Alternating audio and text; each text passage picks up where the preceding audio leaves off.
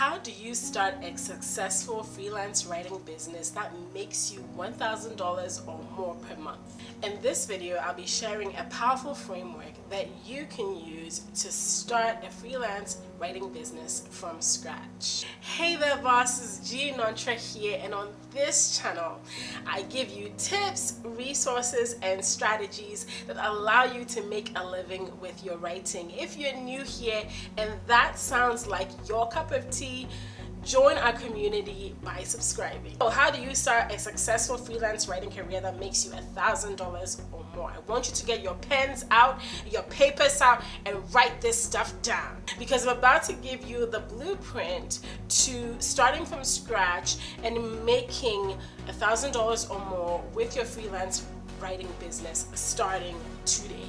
So first things first is that you want to decide that you are a writer. A lot of people sometimes fall into this imposter syndrome where they think, well, I haven't published a book, I haven't been published in huge magazines, and therefore I'm not a writer, I'm not a bona fide writer. But you have to decide that you're going to call yourself a writer. People become artists, they start out painting one painting, right? And then they call themselves artists, and then they paint for the rest of their careers. So you are a writer, you are a creative, you are a writer. You have to own that space. You have to start telling people, I'm a writer, and be confident about it. So that's the very first thing, is that decide that you are a writer and start calling yourself a writer. There is something that happens psychologically and mentally when you begin to identify with that label of writer that allows you to really own it. And also, like, when you're selling yourself, because you sell yourself on people before you ever sell your services. And so when you sell yourself to people, that's when people are going to take you seriously, like, wow, she's a writer and I'm going to hire her, or I'm going to hire him. So decide that you are a writer and just own that label. The second thing you want to think about is the niche you would like to write in.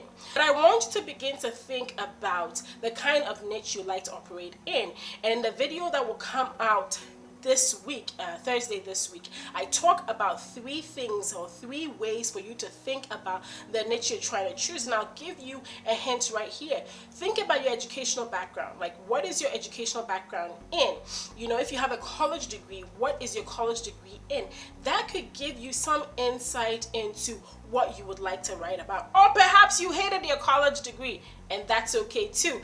That's also a way for you to figure out what you will not like to write on, and you will avoid that. So the second step is to begin to think of the niche that you would like to write in. Step number 3 is that once you've decided that you're a writer and you own the label, once you've decided what kind of niche that you think that you would like to write in, create samples. All right, so you want to go out there and see what content is already written or already created on the subject that you're interested in writing on, and begin to create samples.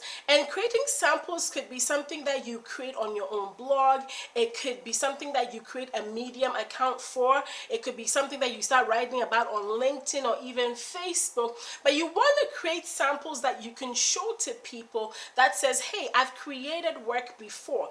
I think a blog is an excellent way for you to showcase your work.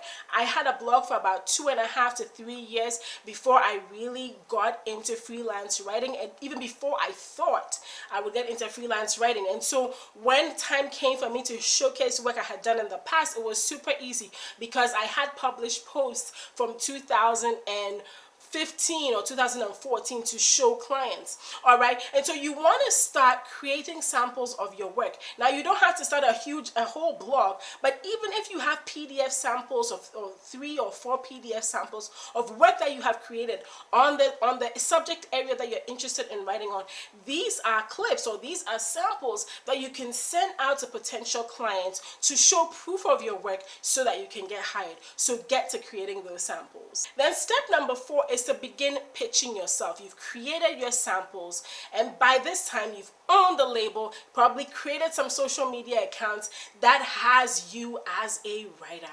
Now it's time to start pitching yourself to companies and to potential clients. And in pitching yourself, the biggest thing you always want to do is always make sure you keep your pitch or your letter of introduction short and sweet, because people are not about to read a 5-paragraph essay that you've written about yourself and how you can help them with their content. But keep it short and sweet, and most importantly, include samples of your work when you're emailing these folks so that they know that this is work that you've done before. But here's the truth: if you don't start pitching, you will not even know what pitches work and what pitches don't work, and for sure you will get no clients. So go ahead and start pitching. And then step number 5, once you have landed your very first client, do your best to impress your client. Do your best. Listen to me.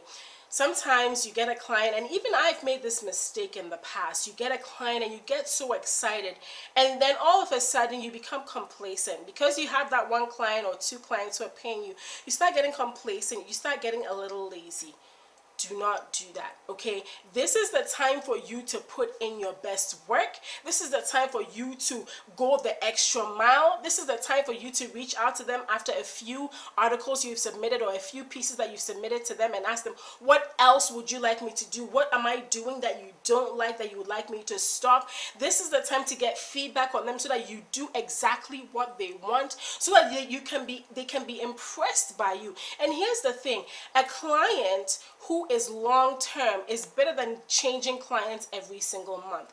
And let me tell you from experience, I find that if you're able to impress your client in the first month or 2, they will keep you for a very long time. And even if they do change companies, especially where you're working with, let's say, a marketing director at a company, when they change companies, they could bring you along with them to the new company, and who knows what could happen from there. So always do your best to impress your clients, to do your very best work. Yes, there are some people you can absolutely not impress, but do your best to impress them and give them your best work so that you can have those long-term relationships that end up opening more doors for you. So guys, that is the framework. So let me know where you are in this continuum, where you are in this framework, what you're having difficulties with, and I will do my best to get back to you in the comments below.